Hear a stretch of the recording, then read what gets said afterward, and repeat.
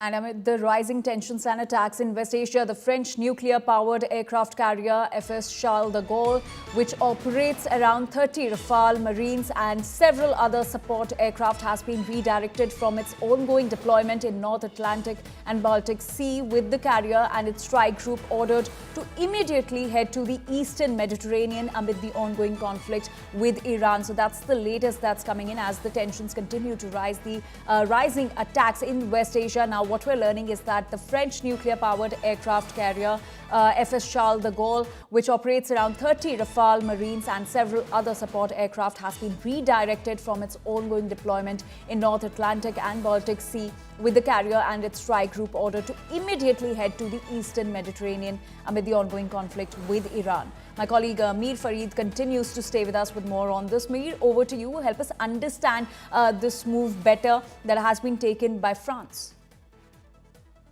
If you remember, yesterday a French naval base was hit in Abu Dhabi, and that was surprising because France was not part of the US-Israel plan or this campaign against Iran. So that surprised everyone. And what was the thinking behind this? Obviously, it seems that Iran, as we have been saying earlier, wants this to move beyond the present. Obviously, we know that this is right now Iran versus United States and Israel. But the way Iran is targeting their assets in Middle East countries, and then also they have targeted this French naval base. So this seems has now got a response from France, who have sent this massive ship of theirs. Now, this is an aircraft carrier that is equivalent to what the United States is also has deployed around the Persian Gulf. So they're also sending these assets. But this really adds a wider dimension to this conflict, and it's.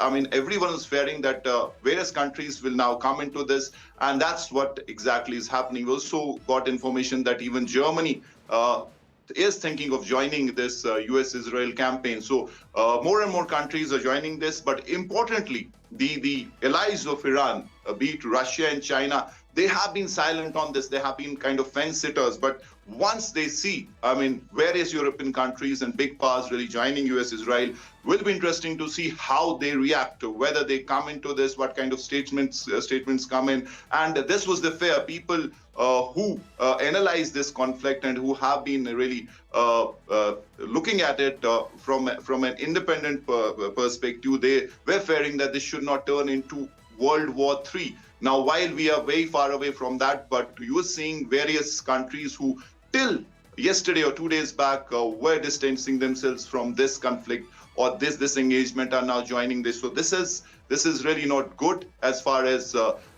this whole conflict really spiraling out of the present areas and really engulfing new dimensions. And that's something that is happening right now. And as I said, even Germany could come into this, and then you also have the Middle East countries now saying that they have a right to respond to what Iran has done. It doesn't matter whether Iran is saying that they are targeting US bases in these countries, but they have targeted these countries, so they could also come into this and retaliate. So that really is a scary proposition. Right. This is something that the world does not want right now. But quite clearly, this conflict is now escalating. New countries coming into Definitely. this, and this is quite disturbing. We see forces slowly being mobilized, and there's more on this very front. Mir, stay with us.